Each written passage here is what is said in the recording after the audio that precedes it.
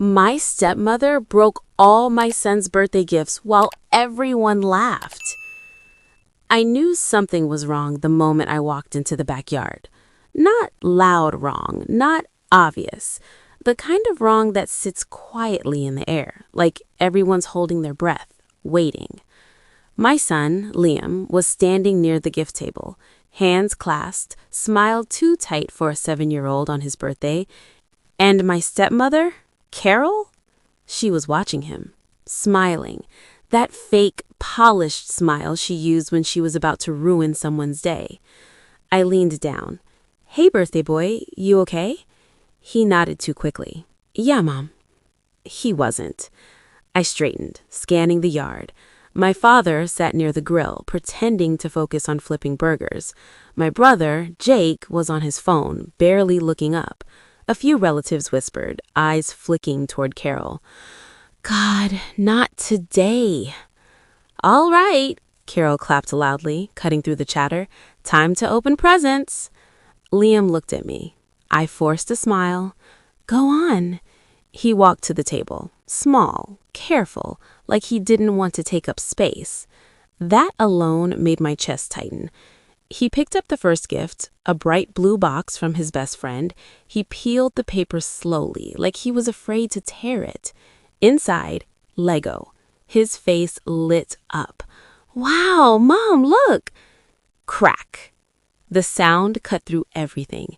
Carol's hand came down out of nowhere. She grabbed the box, snapped it clean in half like it was nothing. Silence. For 1 second.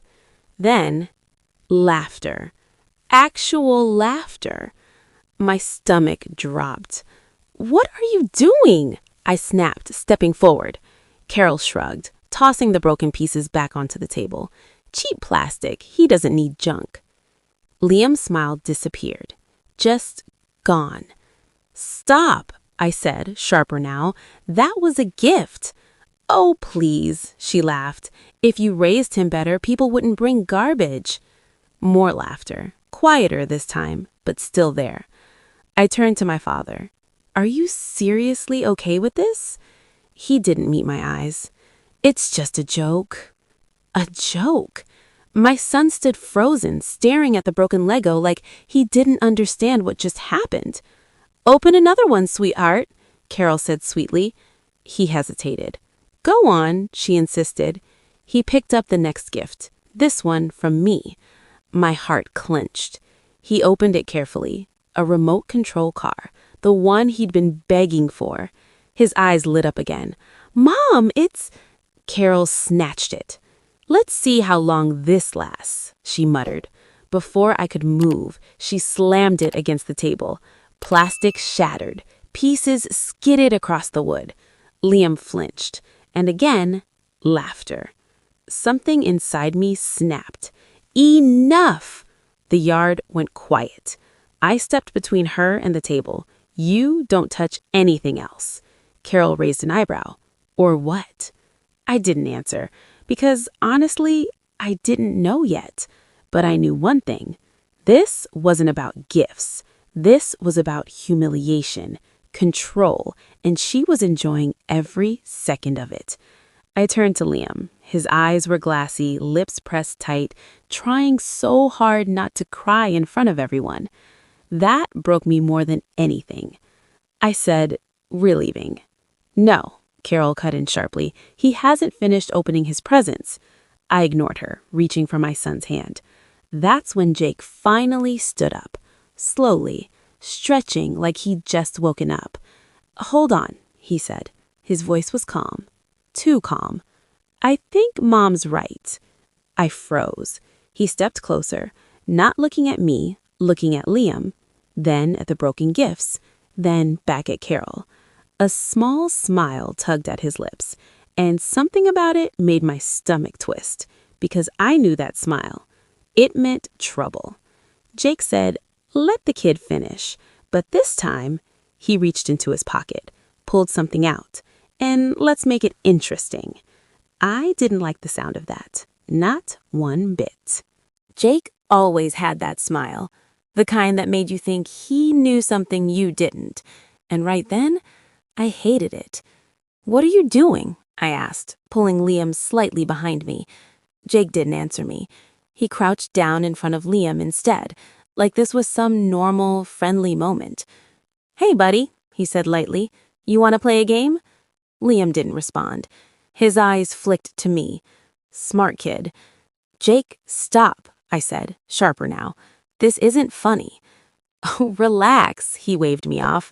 "I'm fixing the mood." Fixing it? By this point, my son's birthday looks like a demolition site. Broken plastic, torn wrapping paper, whispering relatives pretending not to stare. Jake held up what he'd pulled from his pocket. Car keys. He dangled them in front of Liam. "Tell you what, you open the rest of your presents like a champ, no crying."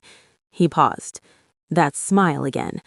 "I'll let you sit in my car, maybe even start it." Liam's eyes widened. He loved cars. Of course he did. Every little boy does. "Jake," I started, but Carol cut in, clapping her hands like this was the best idea she'd ever heard. "See? Positive reinforcement." I stared at her. "You call this positive?" She leaned in slightly, lowering her voice just enough for it to feel personal. "If you weren't so soft, he wouldn't be this sensitive." That did it. I stepped forward. "Say one more thing about my son."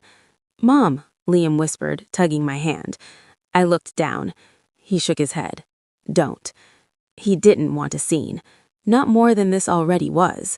That realization hit harder than anything Carol had done. He was protecting me on his own birthday. I swallowed everything burning in my chest and forced a nod. "Okay, go ahead, baby." Jake stood, satisfied. That's the spirit. Liam reached for another gift. His hands were shaking.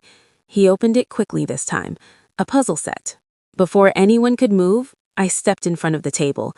"Touch it," I said quietly, staring straight at Carol, "and we're done here." For once, she didn't move. Jake watched the whole thing, amused.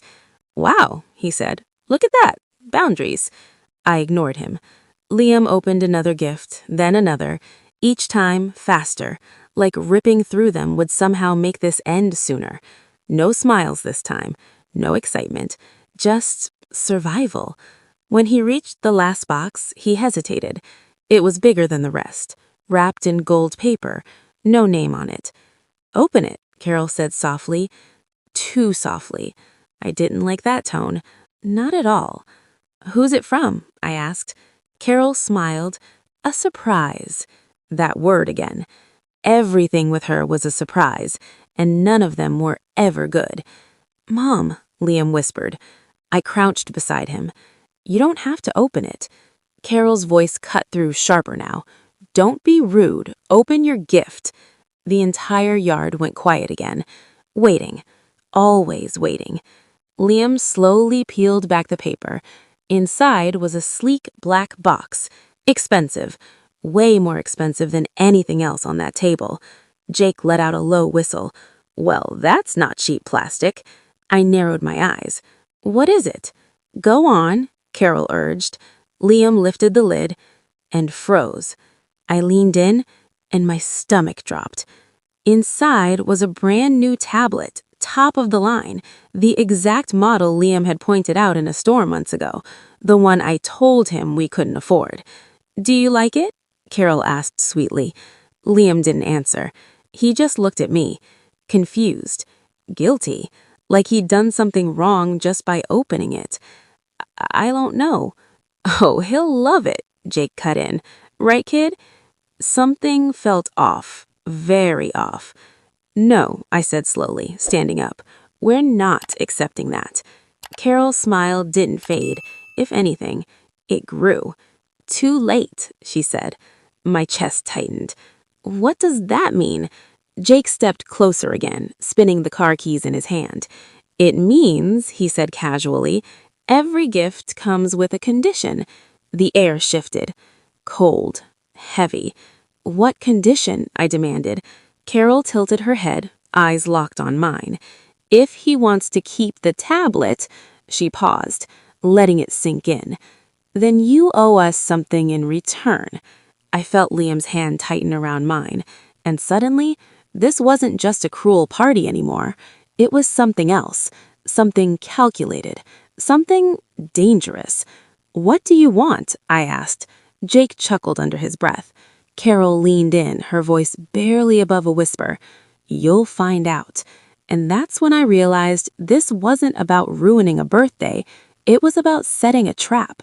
"You'll find out." Carol's voice echoed in my head like a warning I should have taken years ago.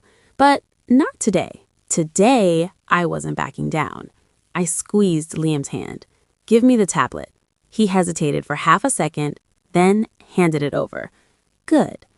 I turned it in my hands, feeling the weight of it. Expensive, sleek, calculated. "This is what you think?" I said quietly. "That you can buy control?" Carol crossed her arms. "Don't be dramatic." Jake chuckled. "It's just a simple deal." "No," I snapped. "Nothing about this is simple." I set the tablet back in the box and closed the lid. "Take it back."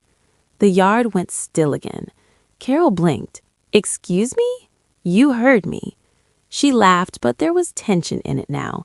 "You can't afford something like that. I'm doing you a favor." "There's no favor that comes with a price tag like that," I said. "So take it back." Liam looked up at me, and for the first time that day, he smiled. Small, but real. Jake's expression shifted slightly. "You sure about that?" Kid seemed pretty happy. "Kids get happy over balloons," I shot back. "Doesn't mean I let strangers tie strings to their wrists." A few people snorted. Actual, real laughter this time. Not at us, at them. Carol's smile faltered, just for a second, but I saw it. And so did everyone else. "All right," Jake said slowly. "If you don't want to play nice." He reached for the box. I pulled it back. "No, you don't get to rewrite this." I turned, raising my voice just enough for everyone to hear. "You all saw what happened today, right?" Silence. Eyes shifted. No one wanted to be the first. "Fine. I'll help," I continued. "My son's gifts were broken in front of you. You laughed or you said nothing." A few people looked down, guilt creeping in. Good. "And now," I lifted the box slightly, "they're offering this." I opened it again, showing the tablet. "With conditions." Murmurs, whispers. The words spread fast. Conditions. Jake's jaw tightened. "You're twisting it." "Am I?" I met his gaze. "Then say it, right here, in front of everyone. What do I owe you?" He didn't answer. Carol stepped in, voice sharper now. "This is private." "No," I said firmly. "You made it public the second you humiliated my son." That landed. Hard. My father finally spoke. "Maybe we should all just calm down." "No," I cut him off. "You've been calm all day." That shut him up. I took a breath. Then I did something I should have done a long time ago. I reached into my bag and pulled out my phone. Jake frowned. "What are you doing?" I hit play, and Carol's voice filled the yard, clear as day. "If he wants to keep the tablet, then you owe us something in return." Silence. Pure silence. You could hear the wind. Someone gasped. Carol's face drained of color. "You recorded me?" "Yes." I stepped closer. For once, I came prepared. Jake ran a hand through his hair. "Okay, this is getting out of hand." "No," I said. "What's out of hand is thinking you can manipulate a child to get to me." I looked around, at every face, every witness. This is who they are. No one laughed now. No one moved. The power had shifted, completely.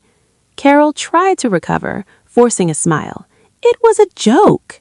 "Stop," I said. One word. Flat, final. Then I turned to Liam. "Come on, baby, let's go." He didn't hesitate this time, not even a second. We walked past the broken gifts, past the silent crowd, past my father, who still couldn't meet my eyes. And just before we reached the gate, Jake spoke. Quiet. "Hey." I stopped, didn't turn around. "You're making a mistake," he said. I smiled slightly, still not facing him. "No," I said. "I'm fixing one." Then we left, and for the first time all day, the air felt light. Liam squeezed my hand. Mom? Yeah? Best birthday ever. I laughed. A real one. Next year, I said, we're celebrating somewhere far away from crazy. He grinned. Deal. And as we walked down the street, I realized something. They didn't ruin his birthday. They exposed themselves. And that was the best gift I could have given him. What would you have done in my place? Walk away quietly or expose everything like I did? If this made you feel something, share it with someone who needs a reminder. Protect your peace and your kids at all costs.